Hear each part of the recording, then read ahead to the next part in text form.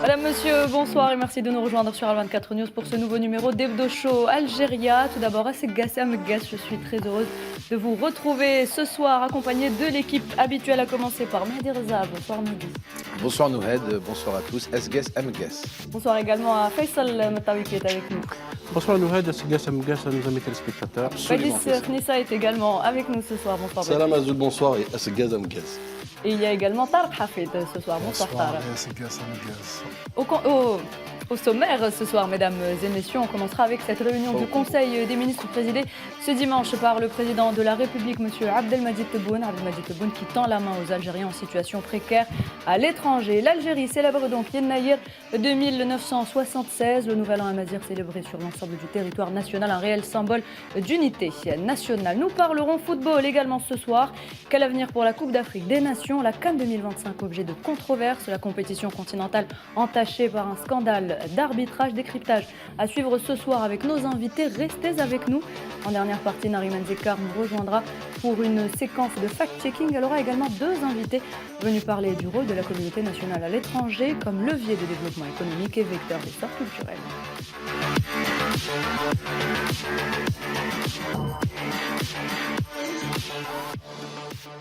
Et on commence, messieurs, avec le Conseil des ministres qu'a donc présidé aujourd'hui le président de la République, M. Abdelmadjid Tebboune. Une réunion consacrée à plusieurs dossiers relatifs à la numérisation, au secteur de l'agriculture et bien d'autres sujets. Faisal Matawi. Oui, le président de la République a présidé effectivement un Conseil des ministres avec trois dossiers, vous l'avez dit Nouhed. Le premier dossier par rapport à la numérisation, où des instructions ont été données au gouvernement pour remettre à jour certaines données pour que les données les données relatives numériques soient donc réactualisées et soient aussi à l'ordre du jour. Et la deuxième question, c'est la question de l'agriculture où le président continue. Il a un peu développé ou discuté de la feuille de route pour l'année 2025-2026. Où le président insiste sur la priorité à atteindre par le secteur de l'augmentation de la superficie agricole à 3 hectares et 3 millions d'hectares. 3 millions d'hectares, effectivement. Et également souligner le caractère urgent de l'importation du matériel agricole. Le Conseil des ministres a entériné la décision de revoir la loi 0816 du 3 août 2008 portant orientation agricole. Cette loi définit le cadre général du développement agricole, la valorisation du foncier, mais également l'organisation des terres. Le Conseil des ministres aussi a pris une décision assez importante. C'est le troisième partie de cette réunion. Avant de clôturer donc cette réunion, le président de la République a lancé un appel aux jeunes Algériens, je cite, se trouvant à l'étranger dans des situations précaires et illégales, poussés à commettre des erreurs délibérément par des personnes qui ont cru à tort qu'ils porteraient atteinte à la crédibilité de l'État dans le but de l'utiliser à l'étranger contre leur pays. Quant à ceux qui ont voulu, la plupart de ces jeunes, souligne le communiqué du Conseil des ministres, la plupart de ces jeunes n'ont commis que des délits mineurs, comme la crainte d'une simple convocation par la police ou la gendarmerie nationale pour être entendus sur des faits relatifs à l'ordre public ou d'autres choses de ce genre. Ces jeunes se trouvent aujourd'hui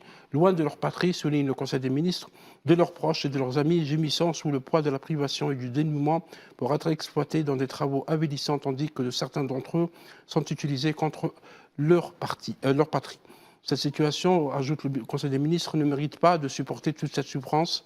De telles situations ne méritent pas de supporter toute cette souffrance. Ils peuvent être utilisés par des milieux criminels mafieux sur qui les expose à une détérioration de leur réputation. Et donc, par conséquent, le Conseil des ministres a pris la décision, en parfaite harmonie avec toutes les institutions de la République, a décidé de régulariser la situation de ces Algériens et des Algériennes qui sont donc à l'étranger. Les instructions ont été données aux consulats, aux différents consulats, pour prendre les mesures pour permettre le retour à ces jeunes dans leur patrie et dans leur pays. Cette main tendue par le président de la République, c'est un signe fort tout de même, Mehdi Khnissa.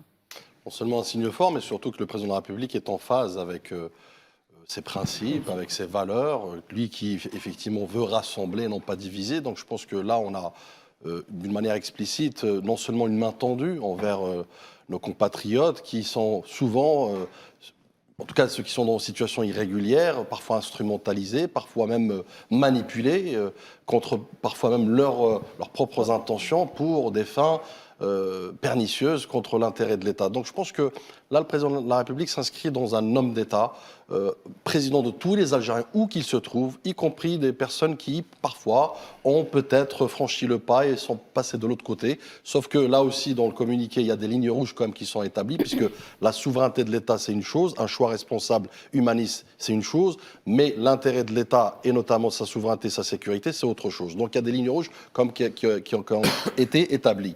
Et puis il y a aussi, je rappelle, ce côté humaniste du président de la République, où il rappelle cette question de fragilité que certains emploient à mauvais escient pour s'attaquer, parfois par les fausses statistiques de l'immigration, parfois même des souffrances. Moi, j'ai vu des compatriotes algériens notamment qui ont été manipulés, utilisés, je dirais, pour des fins, encore une fois, de nuire à l'image, à la crédibilité de l'État.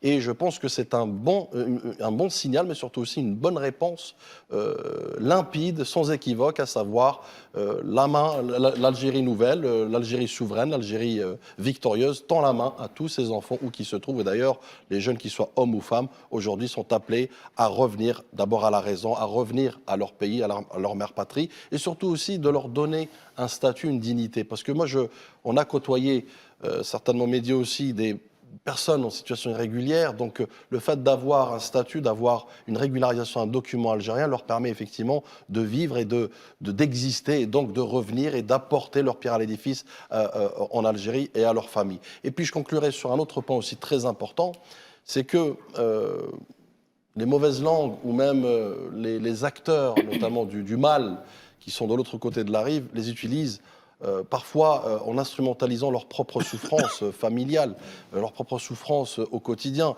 Je donne un exemple, d'ailleurs ça a été évoqué, où ils ont peur parfois de certaines convocations, par exemple à l'armée, ou une simple convocation pour l'interroger sur des questions, je dirais, simples et banales.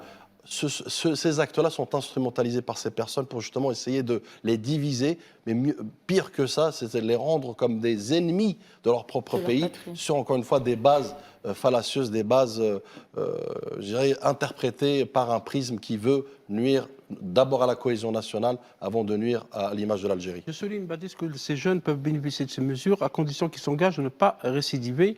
Et le communiqué du Conseil des ministres précise sont exclus de cette mesure tous ceux qui ont commis des crimes de sang, des crimes liés à la drogue, au trafic d'armes, et tous ceux qui ont collaboré avec des services de sécurité étrangers dans le but de porter atteinte à leur patrie, l'Algérie. Des lignes rouges. C'est une ligne rouge dans ce communiqué. Et surtout, il faut également rappeler que cette main est tendue, cette main par le président de la République, est tendue donc dans une conjoncture qui est dans la conjoncture actuelle, alors que l'Algérie est attaquée par plusieurs partis. Écoutez, tout d'abord, ce Conseil des ministres est empreint d'humanité, comme l'a si bien dit Bédis et Faisal. Mais moi, ce que je trouve intéressant, c'est que quand le premier magistrat du pays, en l'occurrence le président de la République, dit ça, ça pèse beaucoup plus que les pseudo-commentaires ou pseudo-réponses de tout un chacun. C'est-à-dire qu'il y avait beaucoup d'interprétations par rapport à une clémence de personnes qui avaient fauté et qui sont parties à l'étranger se réfugier et qui sont dans des situations inextricables. Là, on voit qu'il y a beaucoup d'Algériens qui par mésaventure ou par mauvais choix, ont fait justement ont pris des décisions qui n'étaient pas bonnes. Tout le monde a droit à l'erreur. Et ce qu'essaye de dire que le président de la République, et ce qu'essaye de dire justement ce communiqué, ce que dit ce communiqué, c'est que voilà, vous êtes des Algériens à part entière, vous avez le droit de faire des erreurs, hormis des crimes de sang, comme tu l'as si bien dit, Faisal, et tout ce que tu as évoqué, mais que pour que ce soit des délits mineurs, que tu as fait un post maladroit sur Internet, où tu as parlé, où tu as critiqué, ou des choses comme ça, l'Algérie est ta patrie et tu as le droit de rentrer dans ton pays et ton pays t'accueillera les bras ouverts et sans poursuite pénale. Donc c'est important parce que c'est un sentiment de sécurité et c'est un sentiment aussi de réappartenance à ton pays d'origine, puisqu'il y a des gens peut-être qui se sont sentis délaissés par leur pays, qui est l'Algérie, et là l'Algérie reprend tous ses enfants, quels qu'ils soient, à l'étranger, pour leur dire bienvenue chez vous, vous êtes chez vous, tout le monde a le droit de se tromper, tout le monde a le droit à une deuxième chance. مرحبا بكم في بلادكم. Et peut-être que ça va dissuader ceux qui veulent faire pareil, ceux qui veulent partir. Certainement. Ce qui est Dans ces intéressant dans cette mesure, c'est que visiblement, c'est un phénomène qui a quand même pris de l'ampleur. C'est-à-dire pour que ça arrive jusqu'au Conseil des ministres, c'est-à-dire qu'il y a des statistiques qui sont remontées, soit de la gendarmerie, de la police, ou même du ministère de la Justice à travers les tribunaux, pour dire qu'il y a effectivement un phénomène pareil. Et ce que je relève par contre, c'est que, une lecture, l'Algérie appelle ces enfants qui sont étrangers, qui sont dans l'illégalité, dans une situation difficile, à revenir en Algérie. On ne parle pas du tout des OQTF, ça c'est un autre dossier, ça n'a absolument rien à voir, pour bien comprendre. Donc c'est-à-dire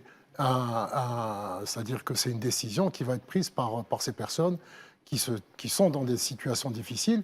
Et comme disait Badis, on en connaît beaucoup, c'est-à-dire qu'ils sont là-bas, ils ont fait un choix, ce choix a été en fait qu'ils considèrent comme étant une erreur parce que leur situation est quand même très compliquée là-bas en termes d'installation et que il y a une porte ouverte pour pouvoir revenir. Maintenant, il faut attendre aussi les modalités de mise en pratique de cette décision qui se fera, je pense, soit à travers le ministère des Affaires étrangères, soit à travers le ministère de la Justice. À travers les consulats algériens à l'étranger. Donc, et bien ces sûr, personnes doivent aller vers les consulats algériens à l'étranger. C'est eux qui sont chargés pour pouvoir revenir. Aussi les consulats, surtout parce que beaucoup, peut-être, n'ont plus de titres Exactement. de voyage, donc pour la délivrance de titres de voyage pour revenir en Algérie. Il y a aussi quelque chose qui est très important, c'est qu'il y a des personnes, généralement très jeunes, qui ont immigré à l'étranger, auxquels on a fait croire que s'ils rentraient au pays, ils auraient des problèmes parce qu'ils ont quitté le pays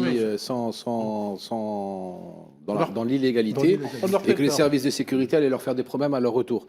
Alors que le président de la République leur a dit il n'y aura strictement aucun problème, rentrez chez vous. Et c'est ça aussi qui est bien parce qu'il y a aussi, on va en parler plus tard, mais la fake news qui est propagée, les fake news, les racontards de bistrot du café qui te disent non, attention, tu vas rentrer, les services de sécurité vont t'attraper à l'aéroport, ils vont t'attraper au port, ils vont te mettre en prison, ils vont... Non. Là, tu as le premier magistrat du pays. C'est pas n'importe qui te dit ça. C'est le premier magistrat du pays. C'est un engagement présidentiel qui te dit non, vous avez le droit, vous vous êtes trompé, vous avez fait une bêtise. C'est pas une bêtise de sang, c'est pas une bêtise de drogue, c'est pas une bêtise de haute trahison. Vous avez fait une petite bêtise. Vous avez le droit de rentrer avec sharaf teak, avec la dignité et le respect que tout Algérien mérite quand il rentre toute Algérienne ou tout Algérien rentre dans son pays. Donc c'est très important. Et quand c'est une voie présidentielle, ça a beaucoup plus d'impact. Et je félicite justement le Conseil des ministres et le président de la République pour cette très bonne nouvelle qui a dû faire beaucoup de plaisir aux familles des personnes qui sont à l'étranger et qui sont dans l'illégalité. Très bien, merci Mahdi. Autre information à retenir également. Ce dimanche, le président de la République, M. Abdelmadjid Tebboune, a reçu le président du Sénat, M. Azzouz Nasri, qui lui a remis un rapport sur la situation du secteur des transports. Badis. C'est d'abord un recentrage, je dirais, du rôle de l'État. D'abord sur le principe du dialogue, mais également un autre principe fondamental qui est le principe de la représentation. Aujourd'hui, le président de la République, par cet acte, je rappelle que le président du Conseil de la Nation, M. Azzouz Nasri, via des séries de rencontres avec les syndicats, avec les représentants, la corporation en tout cas du transport, a veillé, effectivement à la demande du président, à établir un rapport exhaustif, un rapport représentatif et un rapport surtout qui regroupe les doléances, qui regroupe la voix notamment des concernés, à savoir les professionnels de la discipline, notamment le transport.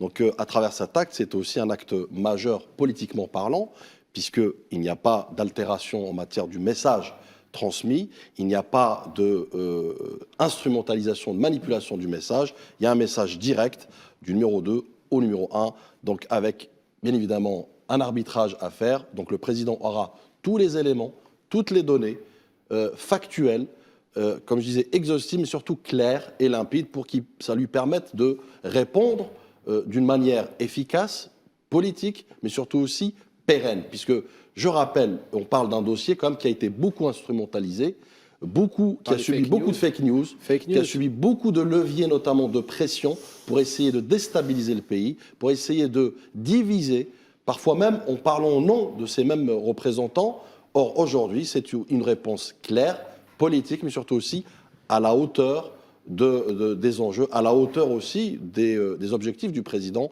à savoir écouter tous les Algériens, y compris ceux qui ont une voix, ceux qui ont un message à transmettre. Et aujourd'hui, ce rapport en est la preuve. Autre actualité également, messieurs, c'est cette décision prise par le président de la République d'importer 1 million de moutons en prévision de Eid al-Adha, comme cela a été fait l'année dernière. Une décision qui s'inscrit, Faisal, dans la continuité des initiatives présidentielles visant à stabiliser les prix, mais aussi à garantir l'approvisionnement du marché à l'approche de la fête de l'Aïd. La mesure a été prise effectivement l'année passée aussi. Importation de 2 millions de têtes de moutons, notamment de Roumanie et d'Espagne, parce qu'à l'époque, l'année passée, les prix étaient très élevés et il y avait beaucoup de craintes, surtout des familles aux revenus modestes, de ne pouvoir donc assurer le sacrifice de l'Aïd al-Adha. Cette année, le président de la République a pris la mesure un peu à l'avance, c'est-à-dire au début d'année, parce que l'Aïd al-Adha, l'Aïd al-Kibir, aura lieu fin mai 2026, donc il y aura le temps suffisant pour importer 1 million de moutons, justement pour que les prix n'augmentent pas et que la plupart des Algériens peuvent faire le sacrifice. L'annonce a été faite par M. Sipir Rieb, le Premier ministre, et donc cette mesure, effectivement, va, si vous voulez, rassurer beaucoup d'Algériens, ceux qui s'inquiètent notamment sur la hausse des prix sur le marché. C'est une mesure, on l'avait dit, Nouhat, qui va dans le sens de l'État social, parce que le président de la République a insisté lors de la rencontre avec les deux chambres du Parlement, le Congrès du Parlement, sur le caractère social de l'État algérien. C'est une manière aussi qui va dans le sens de la préservation du pouvoir d'achat des Algériens et aussi pour permettre à tous les Algériens de pouvoir fêter l'Aïd en famille. Rapidement, là-dessus, moi je retiens un élément. Le président de la République n'a pas attendu le Conseil de sécurité pour faire cette annonce, c'est-à-dire il a instruit son Premier ministre pour le faire. Donc c'est aussi un signal très fort, un signal social, un signal politique, surtout un signal de bienveillance pour dire, les Algériens auront un aide décent et digne. Et je dis ça pourquoi, contrairement à d'autres pays, un pays voisin qui lui a jugé utile au fait de complètement annuler l'Aïd al-Kibir et que Sidhom et je ne sais pas quoi va fêter pour les autres. Donc il faut arrêter à un moment donné. Donc on voit bien qu'effectivement il y a une volonté politique du président de la République de rendre accessible effectivement le mouton aux Algériens avec des règles bien évidemment, avec des prix on va dire plafonnés, mais surtout aussi avec l'État comme acteur de régulation. Pourquoi ? Parce que cette période-là, elle est connue pour être une période spéculative. Oui, beaucoup de spéculateurs utilisent justement cette période pour essayer de diviser, pourquoi pas, parce que c'est un levier aussi de Donc là, à travers cette décision, le président anticipe une potentielle flambée des prix. Tout en rappelant une chose... C'est une spéculation, il a raison. Tout en rappelant une chose très importante, et j'arrêterai là-dessus, le président de la République rappelle aussi le côté productif. C'est-à-dire qu'il faut encourager la production ovine et bovine, puisque l'Algérie c'est un pays continent, mais en attendant, ces mesures sont amenées à effectivement être une alternative pour pérenniser plus tard une production purement algérienne, made in Algérie. La loi de l'offre et de la demande, quand tu veux éviter justement la spéculation sur laquelle beaucoup de gens se sont enrichis illégalement, ou je dirais même dégueulassement, excusez-moi l'expression, et ben quand tu ramènes 1 million de moutons, ben automatiquement, tu as une demande qui est comparable à l'offre et tu peux justement baisser les prix significativement et tout le monde pourra profiter, Inch'Allah, d'un Eid avec un mouton dans sa famille et ça va baisser les prix de 30 à 40%. Et il faut le dire, l'année dernière, Faisal l'a dit, l'Algérie s'était pris peut-être un peu en trop peu de temps. Cette année, ils ont pris les devants, il y a 5 mois avant les Eid, donc il y a une meilleure préparation. L'année dernière, c'était une première fois. Cette année, justement, ce sera la deuxième fois, donc il y aura les erreurs de l'année dernière qui ne vont pas être commises, Inch'Allah. Et je pense que les 1 million de moutons arriveront et que tous les Algériens seront contents, justement, d'avoir un mouton à un prix plus que raisonnable dans leur foyer pour fêter le Kibir. Afin que chacun puisse avoir un mouton pour sa famille. Afin que chacun puisse, justement, faire son sacrifice, son rituel familial. Encore une décision qui démontre quand même que les autorités sont en train de bien maîtriser, en tout cas de reprendre le contrôle sur le secteur de l'élevage. Il faut savoir que le secteur de l'élevage, je ne vais pas parler d'un lobby, mais beaucoup plus d'un lobby des spéculateurs dans le domaine de l'élevage. Oui, et non pas le lobby des éleveurs, parce que ça, c'est totalement différent. C'est autre chose. C'est les premières victimes. Généralement, c'est les premières victimes. Et il y a toute une économie, c'est-à-dire ça va du berger, ce sont des familles, ce sont généralement des nomades, etc. L'économie de l'élevage est très intéressante et très importante. Kamel, l'année dernière, avec les moutons, l'année dernière, avec les moutons qui ont été ramenés, le prix a été déjà divisé par deux. On est passé à l'époque, il y avait des moutons qui allaient jusqu'à 200 000 dinars et qui sont passés à moins de 100 000 dinars ou 80 000 dinars. Donc déjà, je suis d'accord que c'est toujours aussi important pour un couple, enfin un foyer classique, mais ça a quand même divisé la note par deux. Il y a eu 50% de prix en moins. Donc tu vois, c'est là où tu peux constater toute la perfidie de la spéculation. Et c'est là où tu peux te dire comme quoi il y a des gens qui ont fait ça exprès, qui ont gardé justement des bêtes chez eux, des moutons chez eux, jusqu'au dernier moment pour après les mettre sur le marché pour les vendre au prix le plus cher. Et c'est ça la perfidie de la chose. Oui, mais c'est beaucoup plus développé que ça. C'est-à-dire que c'est vraiment réellement un lobby qui va en plus, qui s'étend d'est en ouest et qui a aussi pris le contrôle à un certain moment des frontières. C'est pour ça qu'on a retrouvé des moutons algériens pendant des dizaines d'années, des décennies, qui partaient soit vers la Tunisie, soit vers le Maroc, et puis après qui étaient exportés, vu la qualité de la viande, etc. Là, le fait de relancer cette opération, ça démontre qu'effectivement, ces gens-là ne font plus peur en réalité. Exactement. Et que l'État reprend le contrôle sur ce secteur. Et ça, c'est très, très important. C'est très important. Ouais, très bien. C'est donc une mesure de régulation du marché. Total. Autre actualité également, messieurs, le président de la République qui a donc présidé jeudi une réunion du Haut Conseil de sécurité, une réunion consacrée à l'examen du bilan de l'année 2025 et aux perspectives de l'année 2026, notamment en ce qui concerne la défense nationale, la situation aux frontières avec les pays voisins et la situation sécuritaire générale à l'intérieur du pays. Oui, le Conseil de sécurité, le Haut Conseil de sécurité se réunit effectivement régulièrement pour étudier tous les dossiers relatifs à la sécurité extérieure et intérieure. Et vous l'avez dit, Nouhad, le Conseil de sécurité, comme on le voit à l'image, a fait le bilan de l'année 2025 par rapport aux questions régionales, internationales, mais également nationales. Mais également, il a fait la prospective de 2026 parce que tout le monde constate que le monde est devenu... il y a la loi du plus fort qui s'impose, il y a des menaces très importante en zone africaine et en zone arabe, déstabilisation des États ou un travail pour déstabiliser les États et les fragmenter. Donc ces réunions du Conseil de sécurité sont importantes parce qu'il faut aussi se préparer à toutes les menaces et à tous les dangers. Et d'ailleurs, le Conseil de sécurité, le Haut Conseil de sécurité a étudié au moins trois dossiers. La défense nationale. La défense nationale, c'est un dossier qui prend en compte beaucoup d'éléments, d'informations, technologies, économie, prospective, contrer les guerres cognitives, les guerres de quatrième génération, etc., les fake news, et également la situation aux frontières dans le voisinage, parce qu'on sait que le voisinage africain est très instable et très dangereux.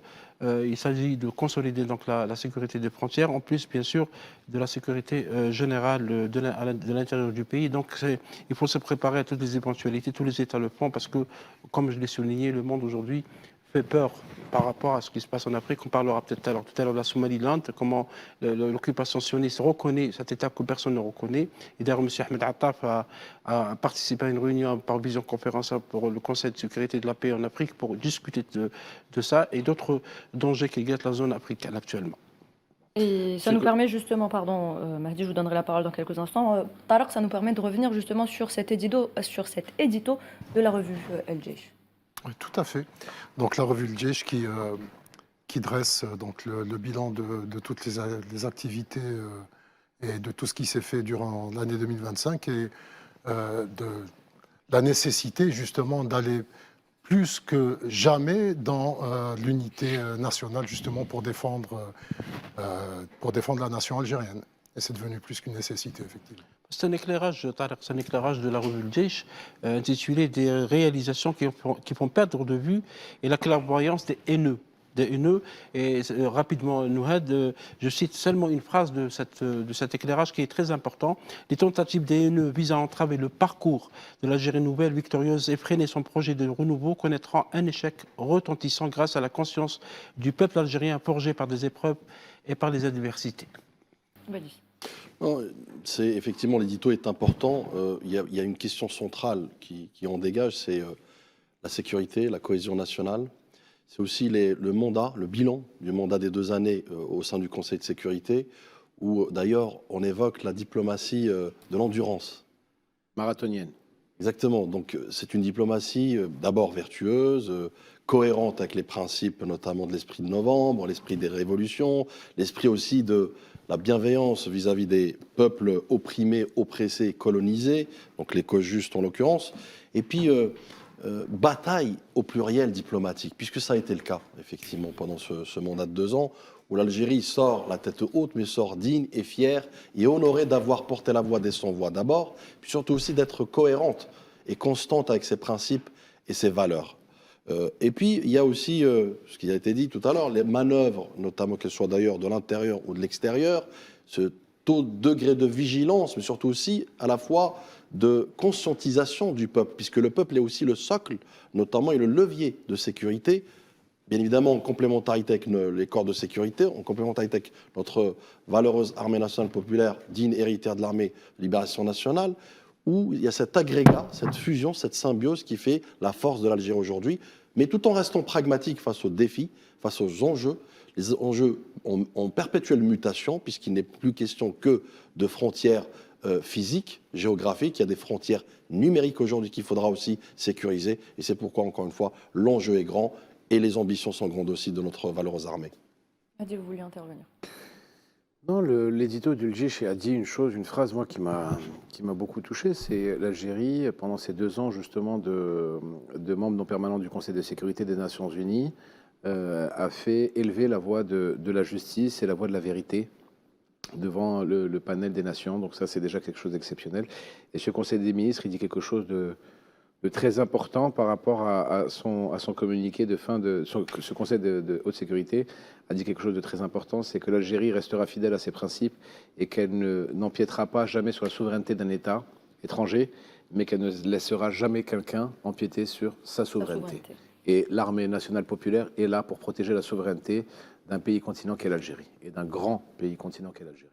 Très bien, merci. Mahdi, on termine, messieurs, avec cette dernière information. Le ministre d'État, ministre des Affaires étrangères, de la communauté nationale à l'étranger, des Affaires africaines, M. Ahmed Attaf, qui a participé, vous le disiez Faisal, il y a quelques instants, c'était mardi, à une réunion ministérielle du Conseil de paix et de sécurité de l'Union africaine. Une réunion qui a été consacrée essentiellement à la situation en Somalie. Tarek Ahmed Attaf qui a réitéré une fois de plus la condamnation par l'Algérie de la mesure unilatérale prise par l'occupation sioniste et qui a réaffirmé sa solidarité avec la Somalie.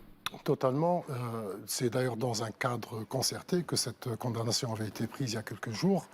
Et encore une fois, on voit que l'Algérie se dresse, c'est-à-dire contre toutes décisions qui sont prises comme ça, contre la légalité internationale, et se met aux côtés de la Somalie. Cette histoire de reconnaissance par l'entité sioniste du Somaliland est absolument, c'est-à-dire pour l'Algérie, est totalement illégale et donc ne reconnaît pas du tout cette décision. Ce qu'il dit Tarek dans cette réunion, parce que l'Algérie a condamné cette décision unilatérale. D'ailleurs, il n'y a aucun pays au monde qui reconnaît ce territoire qui appartient à la République fédérale de Somalie. L'Algérie a rappelé que cette décision, d'ailleurs le ministre des Affaires étrangères de ce qui est appelé Israël, a visité le Somaliland pour consacrer cette alliance. L'Algérie souligne que les récents développements exigent un engagement collectif fondé sur le renforcement de l'unité africaine face donc à ces mesures de déstabilisation des États que nous avons évoquées tout à l'heure. Et donc c'est dans le cadre africain que l'Algérie voudrait donc s'opposer à cette mesure qui pourrait annoncer d'autres, parce que la situation est tendue dans la région de le camp de l'Afrique, mais également au Soudan où il y a un drame qui se poursuit. Donc en fait, il faut aller au-delà des simples condamnations et des simples soutiens de principe finalement. Non, on a là l'illustration d'une convergence continentale, celle du continent africain, puisqu'il y a le continent africain fait face à un défi, une phase test. Et d'ailleurs, de cette convergence a émergé cette décision de révocation immédiate, notamment de cette reconnaissance qui est purement opportuniste que politique, rappelons-le, même si les Émirats ont accepté maintenant les passeports du Somaliland. Ouais. Bon, je vous laisse deviner pourquoi. Pas ceux de la Somalie, curieusement. Exactement. Ouais. Donc, mais encore une fois, cette révocation immédiate, c'est aussi pour faire face à ce qu'on appelle l'effet de contagion, à cette stratégie de fragmentation. Cette stratégie aussi de l'entité sioniste, que je rappelle, est derrière les rideaux, de l'encerclement indirect par la présence virtuelle aux frontières et pour imposer ces frontières via des pays proxy, donc le Somaliland aujourd'hui. Donc il est fondamental aujourd'hui de s'attarder sur cette question qui est celle de cette stratégie du cheval de Troie diplomatique pour pouvoir disséminer justement le poison de l'entité sioniste. Merci, messieurs. Voilà, mesdames et messieurs, c'était donc l'essentiel de l'actualité nationale. On revient tout de suite.